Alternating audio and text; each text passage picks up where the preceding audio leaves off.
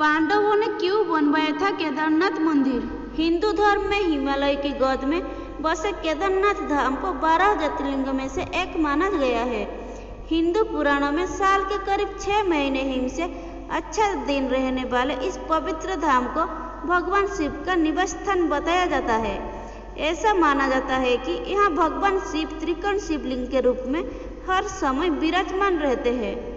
वैसे तो पौराणिक ग्रंथों में इस धाम से जुड़ी कई कथाओं का वर्णन मिलता है, परंतु आज आपको महाभारत में इस धाम से जुड़ी एक कथा के बारे में बताने जा रहे हैं, जिसमें ये बताया गया है कि यहाँ पांडवों को भगवान शिव ने साक्षात दर्शन दिए थे, जिसके बाद पांडवों ने यहाँ इस धाम को स्थापित किया।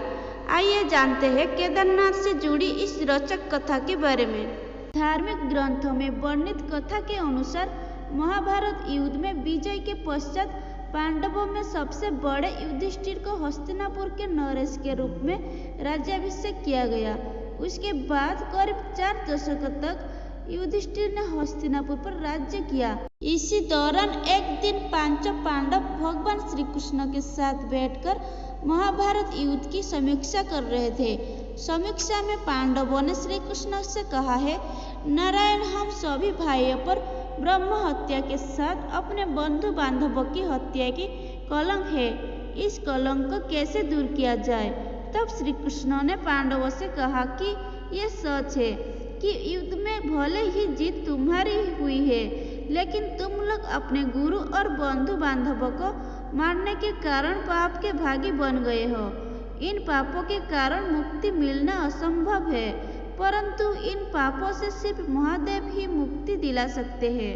अतः महादेव की शरण में जाओ। उसके बाद श्री कृष्ण द्वारका लौट गए।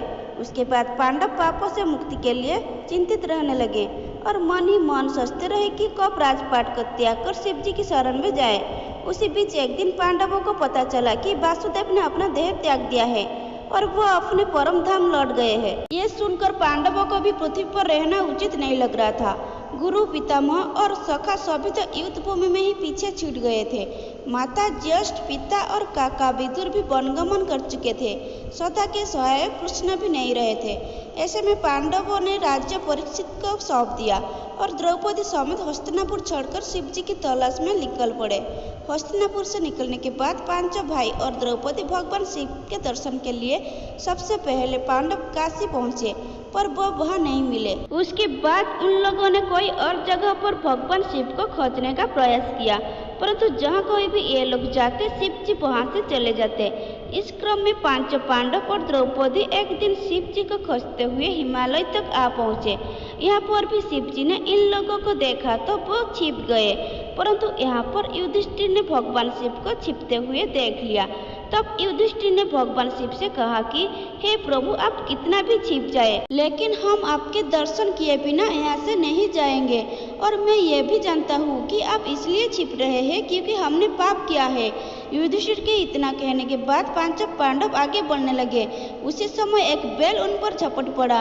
ये देख भीम उससे लड़ने लगे। इसी बीच बैल ने अपना सिर चट्टानों के बीच छुपा लिया, जिसके बाद भीम उसकी पूंछ पकड़कर खींचने लगे तो बैल का धड़ सिर से अलग हो गया और उस बैल का धड़ शिवलिंग में बदल गया और कुछ समय के बाद शिवलिंग से भगवान शिव प्रकट हुए। शिव ने पांडवों के पाप क्षमा कर दिए। आज भी इस घटना के प्रमाण केदारनाथ का शिवलिंग बैल के कूल्हे के रूप में मौजूद है। भगवान शिव को अपने सामने साक्षात देखकर पांडवों ने उन्हें प्रणाम किया और उसके बाद भगवान शिव ने पांडवों को स्वर्ग का मार्ग बतलाया और फिर अंतर्ध्यान हो गए।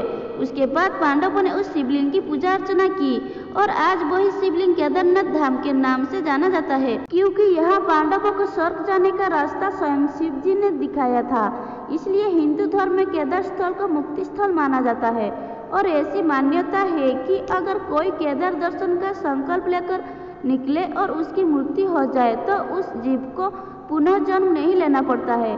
अगर आपको यह वीडियो पसंद आई है तो वीडियो को लाइक करें, शेयर करें और ऐसे ही नए नए वीडियो देखने के लिए चैनल को सब्सक्राइब करें। धन्यवाद।